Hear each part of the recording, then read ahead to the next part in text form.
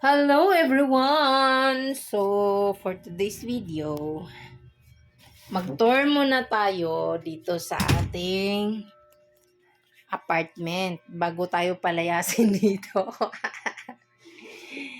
Kasi ngayong araw talaga, ngayon yung due date ng bahay, ng bayaran namin. Wala pa talaga akong pambayad na. So, nakiusap naman ako na bigyan kaming palugit kahit hanggang katapusan. So, maghahanap ako ng pambayad. Tingnan lang natin talaga kung kakayanin. So, ang problema lang nito ngayon, guys, meron na kasi kaming mga gamit. So, yan. Mayroon kami aparador. Yan. Tapos, may maliit na ref. Then, may dalawang electric fan na malaki. And then, itong aming higaan, ito, yung foam na to, hindi kasya dun sa kwarto namin dun sa ate ko kasi maliit yung kwarto namin dun. Hindi to kasya tong foam na to. Tapos, ayan, yan mga gamit namin. Yan, yung ano ng pinggan, di rin yan kasya doon. Then, yung mga mesa. Yan, mga mesa. Yan, pinatungan ko sa ref. Then, yung ano namin, yung mga lutuan, ganon. Hindi rin kasya doon kasi nga malit nga yung bahay ng ate ko. Tsaka marami din silang gamit. Doon sa kwarto namin, doon sa taas sa bahay nila, sobrang liit din yun. Di rin kasya. Ito pa, pinaka-problema. May wifi kami. Kakakabit lang ng wifi. Ano pa lang yan? 2 buwan pa lang yung wifi. So, ngayon, kapag alis na kami dito, pag paalisin na kami dito, ipapaputol ko yung wifi. Sayang yung pagkabit, diba? Tapos, yung mga gamit, hindi talaga kakasya doon kasi nga, maliit lang yung bahay ng ate ko. 16 square meter lang yung bahay nila. And then, sa baba sila, sa taas kami, binati yung sa taas kasi nga, andun yung pangalan niyang anak na may pamilya na rin, may asawa. Ngayon, itong mga gamit natin dito, itong mga gamit namin, di ko alam kung saan ipanlalagay, kung babalik kami doon.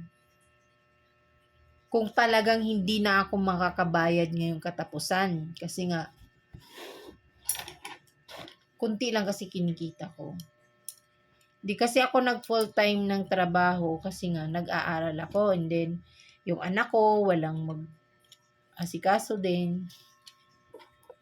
So, yung trabaho ko on call, kung wala talagang tawag, wala akong kita. Kaya, and then, syempre yung mga bayarin, pamasahe sa school, baon, araw-araw, mahirap talaga. Dati kasi guys, meron kasing nagtulong sa amin noon na tinutulong-tulungan ako sa upa ng bahay. Pero ngayon, naghirap na rin kasi siya. So, hindi na siya makapag-suporta sa amin. Sabi niya sa akin, hindi na siya makapagbigay sa tulong sa amin. Although kahit mga malilit lang yung mabibigay, pero laking tulong na rin sa upa. Pero ngayon talaga, wala na. Sabi niya, wala na talaga. So, solo ko na lang talaga. Di ko talaga kayang bayaran yung bahay. Kasi, plus ilaw, tubig, di talaga kakayanin. Kulang-kulang 5,000 kasi. Diba? Lahat. Wifi, kuryente, tubig, din bahay. Di talaga. So, titingnan na lang natin. Titingnan ko na lang kung hanggang katapusan hindi ako makapaghanap ng pambayad. Kasi magpe-field trip pa rin din kami. So, sa field trip, syempre, magastos din. Although bayad naman na ako sa field trip. Kasi kailangan kasi, kung hindi ka kasi sasama, ang daming-daming gagawin. Ang daming project na gagawin plus exam. Kaya hindi talaga. Kaya tingnan na lang natin guys. Actually, ang ganda sana dito guys kasi komportable talaga. Good for tulong kasi tong kwarto na to. Then, syempre, iba naman kasi talaga pag may sarili ka kasi as privacy din ng family, privacy din namin, ganun, 'di ba? So, iba talaga kapag ka may sarili ka talagang bahay kasi alam mo yun, wala kang intindihin, wala kang isipin na ibang tao, 'di ba? So, kayo-kayo lang ang anak mo. Ngayon, kaso kung talagang wala ng talagang choice, no choice. Makikitira talaga tayo. 'Di ba? Kung may budget lang sana, pwede sana ako magkubo dun sa lote. May lote akong nabili, maliit lang. Pero, kailangan din kasi kahit kubo lang yung gagawin mo, gagastos ka rin talaga.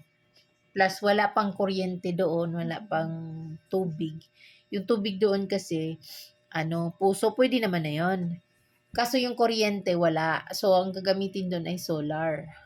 Okay lang din sana kung talagang mayroon tayong pampagawa ng kubo ng pwedeng tirhan, kaso wala pa din. Sobrang gipit talaga kasi minsan, syempre ang dami kong tas may college pa ako dalawa, minsan bibigay ako pang allowance, ganun. Plus, nag-aaral yung bunso ko. Kaya mahirap talaga. Pag solo ka lang, mahirap talaga. So, titingnan na lang talaga natin kung kakayanin pa ba talaga nating bayaran ngayong katapusan. Kasi palugit na lang yun sa akin eh. Kasi kung hindi ako makabayad ng katapusan, nakokonsume na yung 1 month advance ko. And then, yung 1 month deposit, yun yung maaano dun sa kuryente tubig. May susubra man dun, mga ilang days na lang natitiran mo. Eh, syempre, magkukonsume ka pa rin ng ilaw at saka tubig. 'Di ba? So, pero maghanap pa rin tayo ng paraan, huwag tayong mawala ng pag-asa. Gano'n naman talaga ang buhay, ups and down, 'di ba? So, thank you guys for watching.